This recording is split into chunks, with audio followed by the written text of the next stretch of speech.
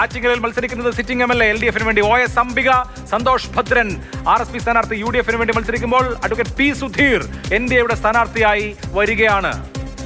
LDF വലിയ മേൽക്കൈയുള്ള മണ്ഡലം. പക്ഷേ ലോക്സഭാ തെരഞ്ഞെടുപ്പിന്റെ വോട്ട് നോക്കിക്കഴിഞ്ഞാൽ ബിജെപിക്ക് സാധ്യത ഉള്ള മണ്ഡലങ്ങളിൽ ഒന്നാണ്.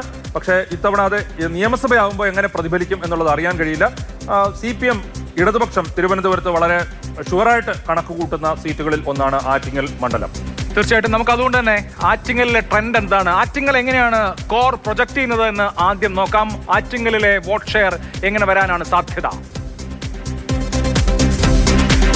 LDF തന്നെ വലിയ മുൻതൂക്കമുണ്ട്. 47.24 OS അംബിക, 26.92 P സുധീർ, 25.84 ആണ് UDF. രണ്ടാമത് വളരെ ക്ലോസ് ആയിട്ട് രണ്ടാമത് BJP സ്ഥാനാർത്ഥി വരുന്നു എന്നുള്ളതാണ് ആറ്റിങ്ങലിലെ പ്രത്യേകത. കഴിഞ്ഞ തവണയും അങ്ങനെ കുറെ കൂടി എനിക്കൊന്ന് മെച്ചപ്പെട്ട ഒരു പ്രകടനം UDF BJPക്ക് ഒപ്പം എത്തുന്നു. ഒരു പക്ഷേ അതിലൊരു വ്യത്യാസം ഉണ്ടായേക്കാം, 1, 2, 3 സ്ഥാനങ്ങളിൽ വ്യത്യാസം ഉണ്ടായേക്കാം.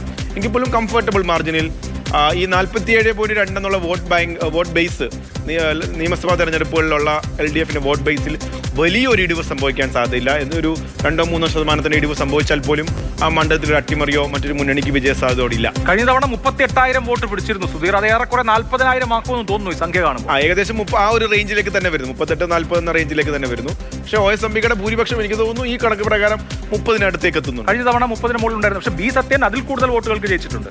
B സത്യൻ വലിയ ഭൂരിപക്ഷത്തിന് അവിടെ ജയിച്ചിട്ടുണ്ട്. പക്ഷേ OS അംബിക കഴിഞ്ഞ തവണ ആ ഒരു കംഫർട്ടബിൾ ആയിട്ടുള്ള മാർജിൻ, ഇത്തവണയും കംഫർട്ടബിൾ ആയിട്ടുള്ള മാർജിൻ, അതായത് CPM-ന് ഉറപ്പ് പറയാൻ കഴിയുന്ന രീതിയിലുള്ള ഒരു വ്യത്യാസമാണ്, അല്ലെങ്കിൽ വോട്ട് ശതമാനത്തിന്റെ വ്യത്യാസത്തിൽ OS അംബിക മുന്നിലെത്തും എന്നാണ് നമ്മുടെ അഭിപ്രായ സർവേ ഫലം സൂചിപ്പിക്കുന്നത്.